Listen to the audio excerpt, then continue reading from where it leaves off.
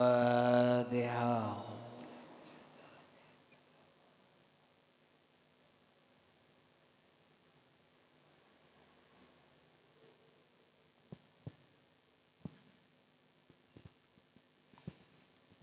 Bismillahirrahmanirrahim. Qala al-muallif rahimahullahu ta'ala wa nafa'ana bi'ulumihi fid dharaini amin. Masih di bab keutamaan cinta karena Allah bagian yang kedua. Kemarin sudah dijelaskan umatnya Nabi Muhammad itu selalu saling kasih sayang, bukan saling membenci, saling menghina, saling mencaci, saling ngerasani, saling ngeremehkan, bukan itu.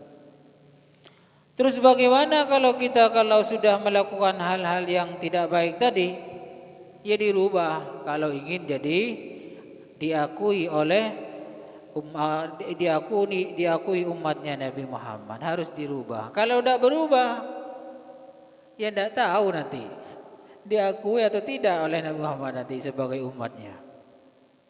Makanya yang biasa ngerasani, ngeremehkan, nyebarkan kejelekan orang lain, rahasia orang lain, gengku ebar sebaraki, neser ya, neser iya, neser. Itu bukan neser, itu serbet itu. Karena apa? Karena kalau neser kasihan, tidak mungkin cerita. Kalau cerita bukan neser, serbet. Jadi kalau ada orang ngomong kejelekan orang lain, cerita kejelekan orang lain, ngerasani, kemudian bilangnya neser, langsung wis serbet kakeh begitu. Serbet, neser tapi cerita aki, ya gitu. Tujuannya apa? Biar berhenti.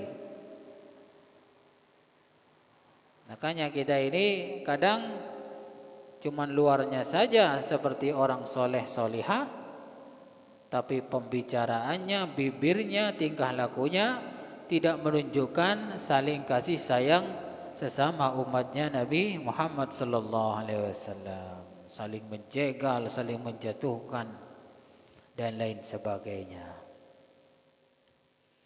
Wa qala ta'ala walladzina tabawwa'u ad-dara wal imana min qablihim yuhibbuna man hajara ilaihim. Allah Ta'ala berfirman lagi bahwasannya orang-orang yang pindah desa dari desa yang kurang islami menjadi desa islami, yaitu kota Madinah. Dari Mekah, sahabat Nabi Muhammad bersama Nabi pindah ke Madinah. Wal iman, pindah ke iman. Yang dulunya kufur, kafir, menjadi beriman. Min qablihim yuhibbuna man hajar ilaihim. Sebelumnya itu memang sudah saling mencintai antara sahabat Ansor dan sahabat Muhajirin. Sahabat Muhajirin ini sahabatnya Nabi yang pindah dari Mekah ke Madinah. Sahabat Ansor, sahabat yang ada di Madinah. Jadi Nabi Muhammad pun juga diuji, perjuangannya itu diganggu oleh orang-orang kafir. Nah, kita umpama dalam perjuangan ada yang mengganggu, biasa itu, biasa.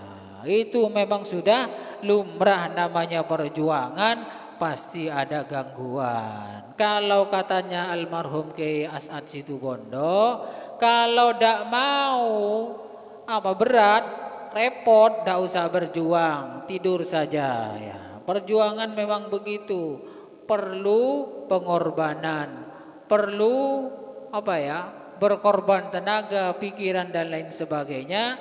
tujuannya mencari ridhonya Allah Ta'ala. Kalau tidak mau ribet-ribet, repot-repot, tidak usah berjuang, tidur saja, diam, katanya almarhum G. Asnad Situbondo. Jadi kita kalau memang mau berjuang, ya memang ada gangguan, pindah atau terusir dan lain sebagainya.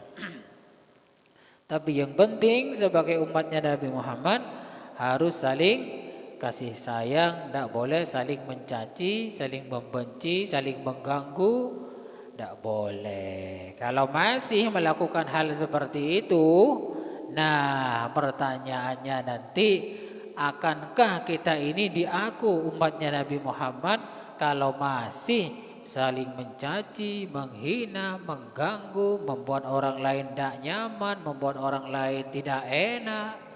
Hati-hati ya, hati-hati itu. Jangan-jangan nanti di akhirat nggak diakui umatnya Nabi Muhammad karena sudah terlalu banyak mengganggu, mencaci, ngerasani orang lain.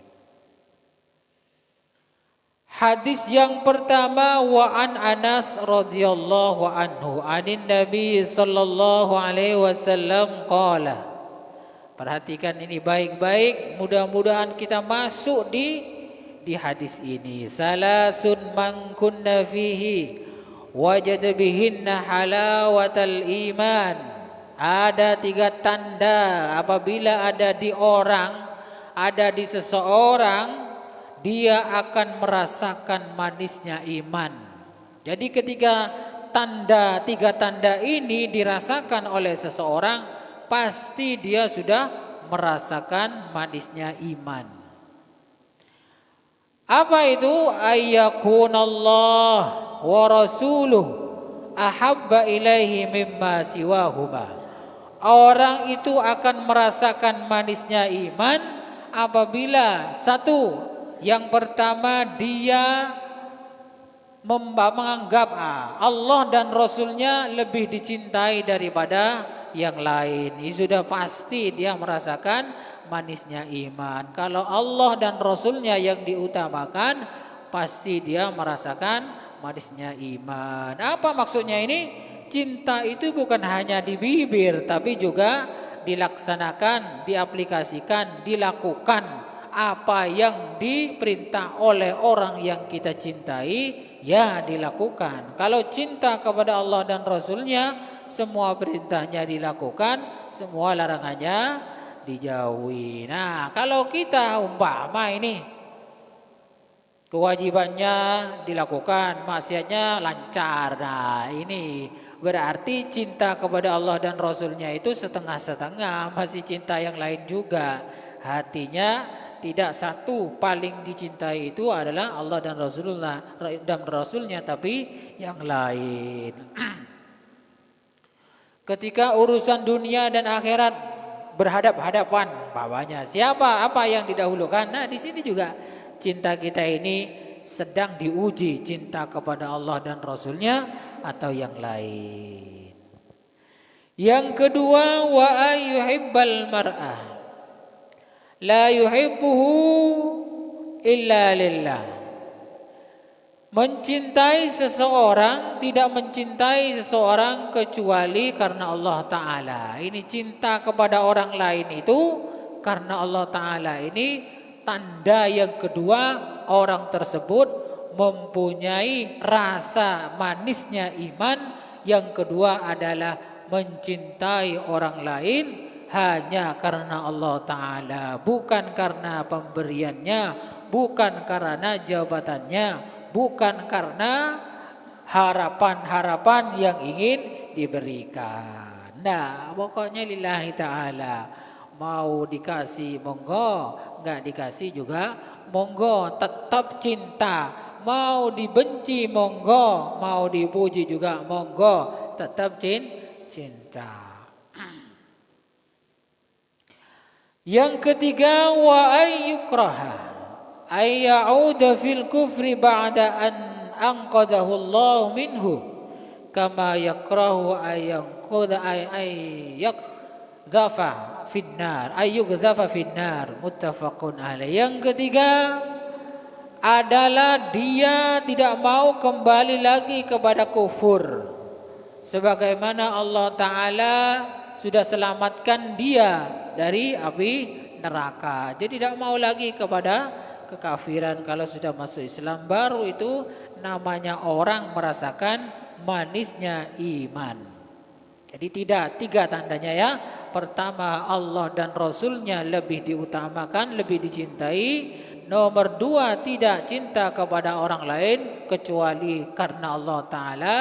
Yang ketiga, tidak akan kembali kepada kekafiran setelah sudah masuk Islam. Sebagaimana tidak mau masuk neraka lagi.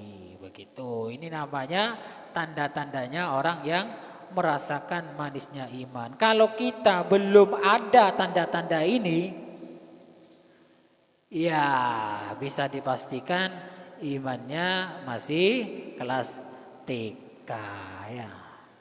Ya, tidak usah nuduh orang wis, tidak usah nuduh orang, rasakan sendiri. Tiga ini ada nggak pada diri kita? Kalau tidak ada, ya harus berubah menjadi yang lebih baik. Harus ada ini. Ini kalau urusan agama. Kalau urusan dunia bisa juga begini. Umpama ini contoh aja ya. Tanda-tanda pecinta kopi dan rokok umpama ini. Apa tanda-tandanya? Tanda-tandanya orang yang betul-betul cinta menikmati kopi dan rokok. Apa tandanya? Tandanya diantaranya kalau bulan puasa, tidak puasa, tidak berbuka, nasi, minuman, enggak. Langsung minum kopi dan rokokan. Itu sudah pasti tuh dia pecinta kopi dan rokok kelas berat itu. Ketika bulan puasa, mau buka puasa, bukan kurma, bukan minum, bukan nasi, tapi minum kopi dan rokok. Itu sudah pasti tanda-tandanya orang pecinta kopi dan rokok kelas berat. Tanda kedua apa? Hidupnya tidak tenang kalau tidak punya kopi dan rokok. Itu pasti itu wis. Kalau tidak ada rokok, tidak ada kopi, tidak tenang hidupnya. Dia pasti pencinta, penikmat kelas berat minum kopi dan rokok. Kalau bahasa sekarang itu dia kelompok KPK ya. KPK, kelompok pecinta kopi. Bukan KPK pemberantasan korupsi ya. KPK, kelompok pecinta kopi atau peminum kopi. Yang ketiga, ini kalau urusan dunia ya, di antara bukti bahwa dia pecinta penikmat kopi dan rokok kelas berat. Tadi yang kedua apa? Tidak tenang hidupnya ketika tidak ada kopi dan rokok. Yang ketiga, dia akan berusaha keras ya untuk mencari kopi dan rokok walaupun dengan cara hutang sini, hutang sana dan lain sebagainya. Ini kalau urusan dunia. Nah, kalau urusan agama ya ini tadi. Tandanya satu, Allah dan Rasulnya lebih dicintai daripada yang lain. Kedua, tidak mencintai orang lain kecuali karena Allah Ta'ala. Yang ketiga, tidak mau kembali kepada kafir lagi. Seperti halnya juga orang kalau sudah cinta kepada kopi dan rokok, dia itu sulit untuk dinasehati walaupun punya penyakit. Pakun baik nginum kopi birokokan, masih lawan dia penyakit kan gitu ya. Karena sudah menikmati manisnya, enaknya kopi dan rokok. Sama, orang yang merasakan nikmatnya atau manisnya iman, pasti dia tidak mau kembali kepada kemungkaran, kekafiran yang mengakibatkan masuk neraka. Nah, kalau kita masih belum merasakan ini, ya berarti iman kita masih pahit-pahit saja, pahit imannya ya. Insya Allah kalau kita terus belajar dan selalu memperbaiki diri, insya Allah bisa merasakan tanda-tanda yang tiga ini. Cukup sekian dulu. Kurang lebihnya saya mohon maaf. Mudah-mudahan bermanfaat. Wallahu a'lam bishawab. Al-Fatihah.